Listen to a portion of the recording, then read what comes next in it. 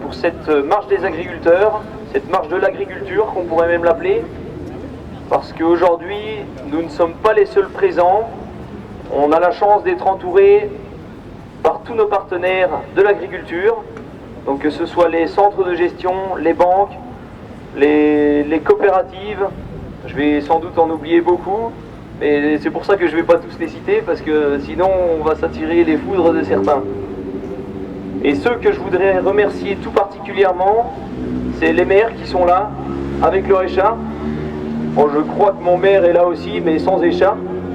Voilà, il est là. Donc il y a même des maires qui se fondent dans la masse.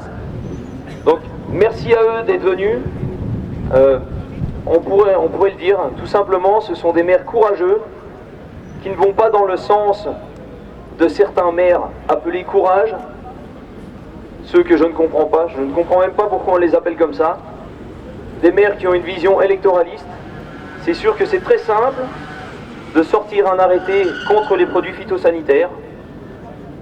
Il n'y a pas de souci, on le dit, c'est simple, c'est facile.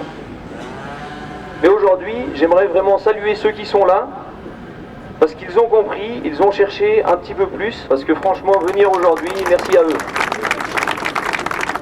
Donc aujourd'hui, ces maires-là, ils ont compris que l'agriculture que nous faisons a besoin de soutien.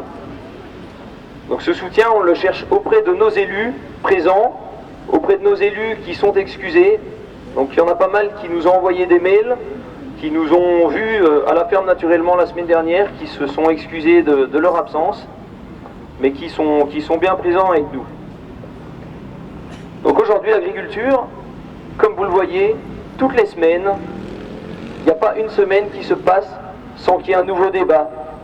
Donc un nouveau débat sur les zones de non-traitement, des intrusions dans les élevages, des débats sur le climat, où évidemment l'agriculture est la cible facile. C'est tellement facile de nous accuser de tous les maux, alors que c'est bien les consommateurs qui consomment ces produits. Tous les jours, on se lève pour nourrir la population française, et on nous remercie par des débats qui n'ont pas lieu d'être. Chaque éleveur, le matin, se lève en faisant ce qu'il peut pour que ses animaux soient le mieux traités. Chaque céréalier se lève le matin pour avoir des cultures les plus propres possibles et les plus saines. Et aujourd'hui, je ne pense pas qu'on puisse dire que la population française soit en mauvaise santé à cause de ces agriculteurs. Donc j'aimerais vraiment remercier tous ceux qui sont là aujourd'hui avec nous. Et ce que j'aimerais encore plus, c'est que les citoyens français, les consommateurs français aient confiance en notre agriculture.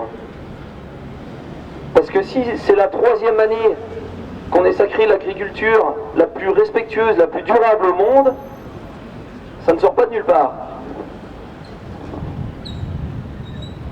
On le voit aujourd'hui, avec le nombre que vous êtes, c'est un ras-le-bol général. Ce ras-le-bol général, c'est le ras-le-bol des intrusions permanentes, des débats permanents qui vont jusqu'à des violences verbales, des violences physiques même au début de l'année en Sarthe, et c'est plus supportable. Donc ce qu'on demande aujourd'hui, c'est que le gouvernement prenne ses responsabilités, et puis qu'il arrête de créer des faux débats, et créer cette discorde française. On en a vraiment ras-le-bol.